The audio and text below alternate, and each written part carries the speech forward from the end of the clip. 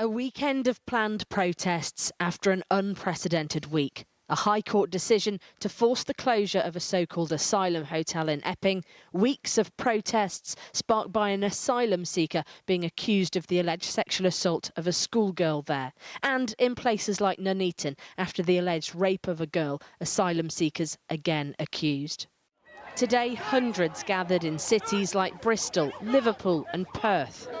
But people turning out in small towns like here in Cannock in Staffordshire too, one of many small pockets of protest across the Midlands. You're not English anymore.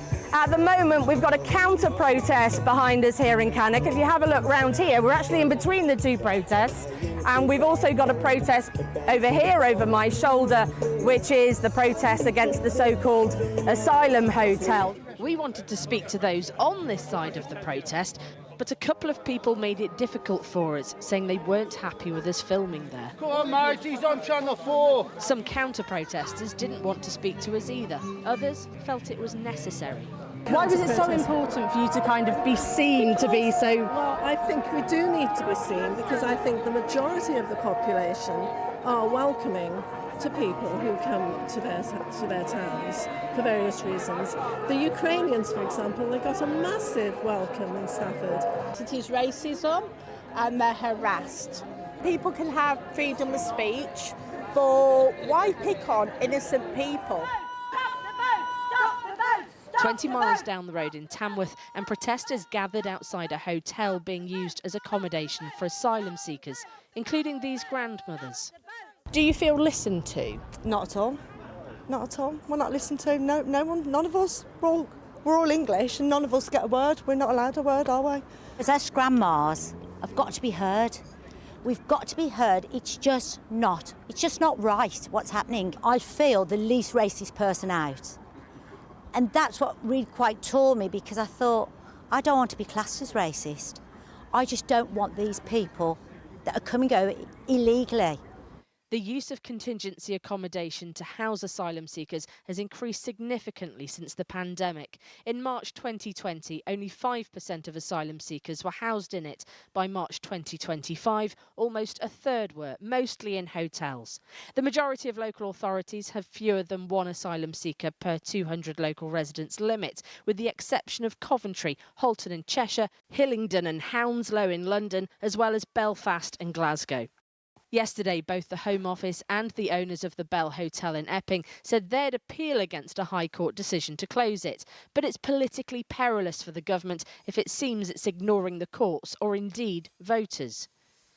More boats arrived across the English Channel last night, despite the government's one-in, one-out deal that's supposed to deter them. Reform UK has now pledged mass deportations, with its leader Nigel Farage saying he'd take the UK out of the European Convention on Human Rights, which has been used to halt attempts to deport illegal migrants.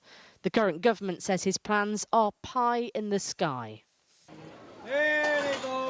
Back in the Midlands, and it was a sleepy Saturday in Nuneaton, Market Day, where there were larger protests earlier this month. A smaller gathering of protesters by mid-afternoon. This is the third protest that we've been to in a third town within really a 30-mile radius within the West Midlands, and this one here in Nuneaton, it's very peaceful. But from the smallest protest to the largest, this is an issue mobilising people no matter where they live, right across the country. And while politicians debate how it should be handled, strong feelings expressed on Britain's streets. Well, joining me now is Lord Glassman, the founder of Blue Labour, a socially conservative campaign group within the party, and the only Labour figure invited to President Trump's second inauguration. Lord Glassman, not a huge turnout for these protests. I mean, is there genuine public anger on this, or has it all been amplified by the far right? Well, it's been amplified by the far right. Don't ignore Antifa and all this. We're also whipping it up. I've never been convinced that there was a mass insurrection going on and there was going to be a hot summer and war on the streets, but there is a deep disaffection in the people, and that's not to be ignored. Right, well, Nigel Farage isn't ignoring it. He's talking about mass deportations, immediate withdrawal from the European Convention on Human Rights, the UN Convention Against Torture. These are policies that would once have been dismissed as extremist, aren't they? Well, things have really shifted. I mean, the whole point, we should never have been in this human rights. I mean, after the war in 1950, Bevin and also Attlee said, no way would this have status of British law. We've got a very long history of liberty and our own courts upholding liberty. And really that was a response in Europe to, obviously, the Second World War, fascism, communism, and all of those things. The point is that the government has to act in order to allay genuine public concern on this issue. Yeah, but do you agree with some of what Nigel Farage is saying? Some. I mean, I've long argued, argued for 20 years that we should withdraw from the European Court of Human Rights. I think... And the UN Convention Against Torture? I mean, are you bothered? No, so there's distinctions there, but what's got to be is that there has to be sovereignty. There has to be effective government action. And what happened during the long years that we were in the EU, and particularly under New Labour, which embraced very much the supremacy of the courts over democracy, of the European Court over Parliament. Now, we had the referendum, Cathy, the Brexit referendum. I think that's the most significant event since the election of Margaret Thatcher. I think it really changed. Now we've got a much more volatile politics because politicians actually have to make decisions. So that's where we are, is that people are looking to the government to act. There's a widespread understanding that you can't have 50,000 people illegally crossing across the channel.